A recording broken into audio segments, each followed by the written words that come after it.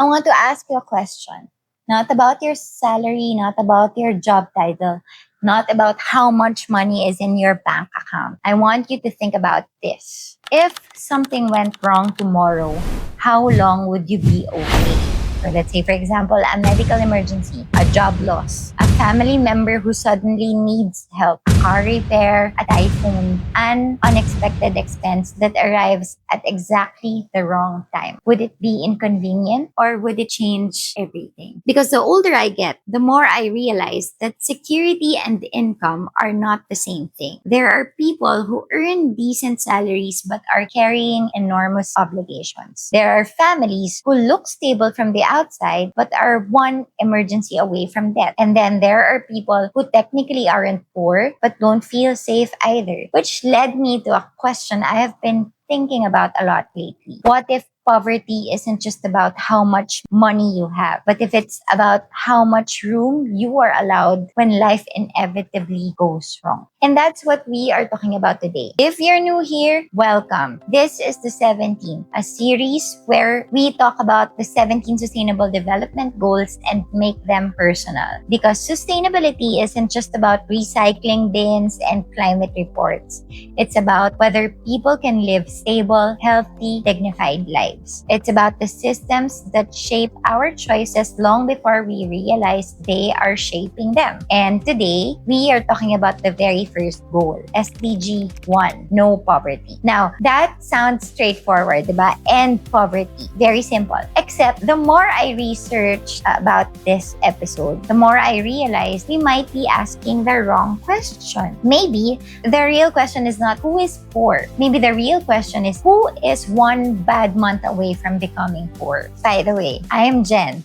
I run Sustainably Ambitious, a channel for people who want sustainability explained like a human being is talking to them. No guilt, no lectures, no pretending these issues only affect somebody else. These are just honest conversations about the forces shaping our lives. And this episode might be one of the most personal in this series so far, because whether we realize it or not, all of us think about security, diba? So let's start with the official story. So according to government data, poverty in the Philippines has improved. I think it was in 2023, about 15.5% of Filipinos were living below the poverty line. So that's maybe around 17.5 million people. And compared to previous years, that's progress, real progress. And that's important to acknowledge, diba? But then I started asking myself a different question. What exactly is the poverty line? Because the poverty line works like a checkpoint. Below it, you are officially poor. Above it, you're officially not poor. Pero kasi life isn't actually that clean, diba?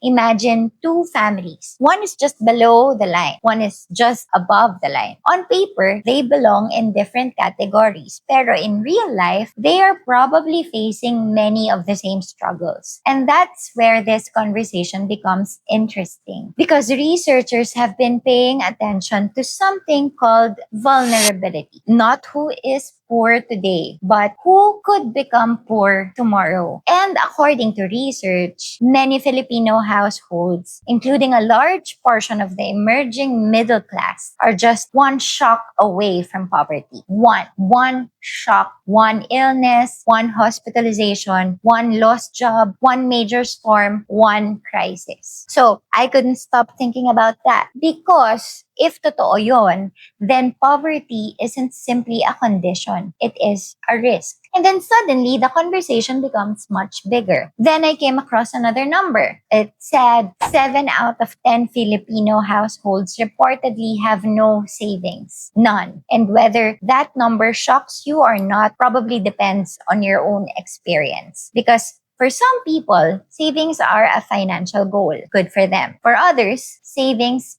feel impossible kasi Every peso already has an assignment before it arrives. So, bago dumating yung sweldo, iniisip mo na you have to pay rent, you have budget for food, you have budget for tuition, transportation, medicine, family support. So, the money comes in and immediately has somewhere to go. And that's where poverty starts looking different. It stops looking like a statistic and starts looking like a lack of breathing room, a lack of margin, a life where every decision has consequences because there is no cushion underneath it. Think about the stress that it creates, the constant calculations, the trade offs, the decisions people make not because they are ideal, but because they are available. So, researchers sometimes call this the bandwidth cost of poverty. When so much mental energy is spent managing immediate needs that there's very little left for long-term planning. So it's hard to think about next year when you're worried about next week. And honestly, I think that's the part we miss when we reduce poverty to a number. Because poverty isn't just about income. It's about options. It's about resilience. It's about how many mistakes life allows you to survive. Which brings us to something we hear every year around sauna season: progress, growth, development. And those things matter.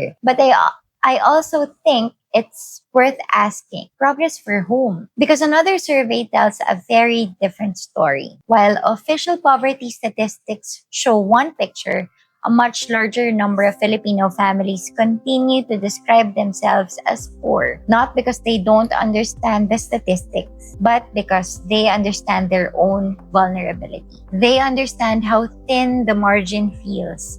And maybe that's the gap we should be paying more attention to. Not just who is below the line, but how many people are standing right on the edge of it. What I think SDG 1 is really asking us to do is to expand our definition of poverty, to stop seeing poverty as something that only happens to other people, and start recognizing vulnerability wherever it exists. Because a resilient society isn't one where only a few people are protected from shocks. It's one where ordinary people can survive setbacks without their lives collapsing. That means job security, healthcare, education, social protection, disaster resilience, savings, opportunities, not as luxuries, as foundations. Because sustainable development isn't just about helping people escape poverty. It's about helping them stay out of it. So let me leave you with the same question we started with. If something went wrong tomorrow, how much room would you have? And what would it take for more Filipinos to have that same sense of security? I'd love to hear your thoughts on this matter in the comments below.